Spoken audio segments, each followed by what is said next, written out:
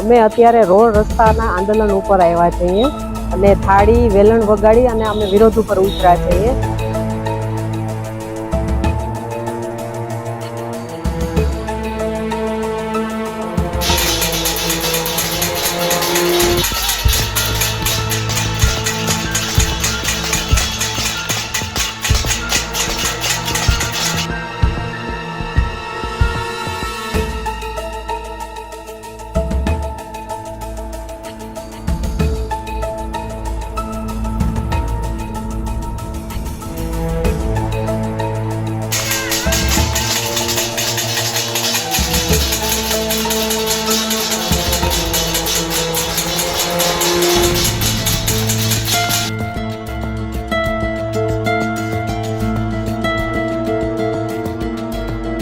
ત્યારથી આવો ગારો ને પછી કેટલી વાર લપસી મોટા ઉંમરના અમે પડી જાય છે।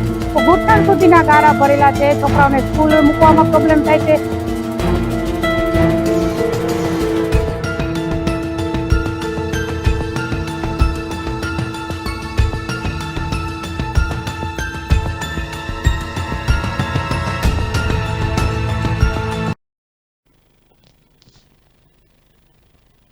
રાજકોટ જિલ્લાના ધોરાજીમાં સંજયનગરની મહિલાઓએ અનોખો વિરોધ નોંધાવ્યો છે। નગરપાલિકાની ઢીલી નીતિ સામે મહિલાઓ રણચંડી બનેલી જોવા મળી હતી। વોર્ડ નંબર 7માં સંજયનગર વિસ્તારની મહિલાઓએ થાળી અને વેલણ વગાડીને નગરપાલિકાને ઝાડવાનો પ્રયાસ કર્યો હતો। સંજયનગર વિસ્તારમાં રોડ રસ્તાની સ્થિતિ અત્યંત કફોડી જોવા મળી રહી છે। સામાન્ય વરસાદ બાદ જ સમગ્ર સંજયનગર વિસ્તારમાં કીચડ જોવા મળી રહ્યું હતું। જો કે લોકો ત્રાહિમામ પોકારી ઉઠ્યા હતા અને મહિલાઓનો આક્ષેપ છે કે કીચડ અને ખાડા ખાબડના કારણે 108 અને ઇમરજન્સી વાહન પણ અહીંયા સુધી આવી શકતા નથી। જો કે હવે મહિલાઓ રોડ રસ્તા પર ઉતરી અને તેનો વિરોધ દર્શાવતી જોવા મળી હતી। મારું નામ પ્રભા દાફડા છે। હું ધોરાજીના સંજયનગર વિસ્તારમાં રહું છું। અમારી પરિસ્થિતિ અત્યારે ખૂબ જ ખરાબ છે। રસ્તામાં ઘૂંટણ સુધીના ગારા ભરેલા છે। છોકરાઓને સ્કૂલ મૂકવામાં પ્રોબ્લેમ થાય છે। સ્કૂલ વાનવાળા અમારી સોસાયટીમાં આવવા તૈયાર નથી। અમને અત્યારે રોડ રસ્તા તો ના કરી દે તો કાંઈ નહીં, પણ અમને ચાલવા જેટલું તો કરી દો। નગરપાલિકા વાળા છે કે સભ્યો, જેના ચૂંટાયેલા સભ્યો પણ અમારે ધ્યાન નથી દેતા અને વાલા દેવલાની નીતિ કરે છે। ટ્રેક્ટર જે મંજૂર થયા છે તે તેને પોતાની શેરીમાં નાખવામાં આવ્યા છે અને અમે જે વિરોધ કર્યો કે અમારી શેરીમાં નાખો, છેલ્લેથી ચાલુ થાય છે। જે કામ કરવામાં આવે તે પોતાની શેરીમાંથી ચાલુ થાય છે।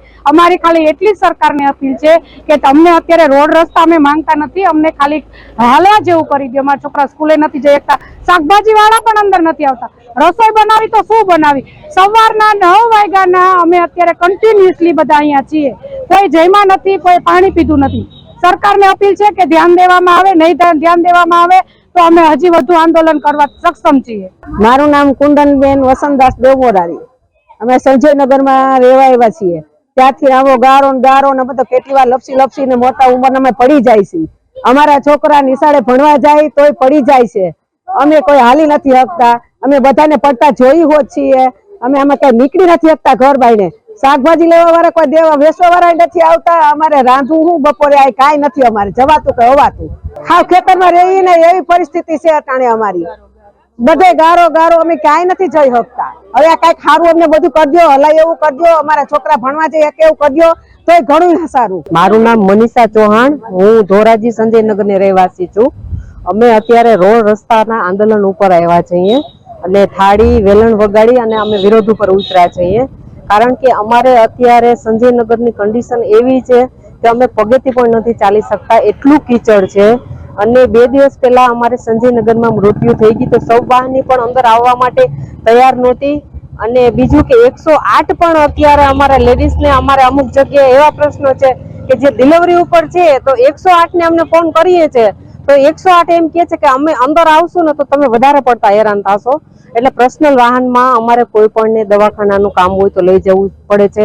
અને અમે અત્યારે આપણે સરકારને એટલી જ અપીલ કરીએ છીએ કે અમે ચાલી શકીએ ને એવો અમને અત્યારે રસ્તો કરી દે।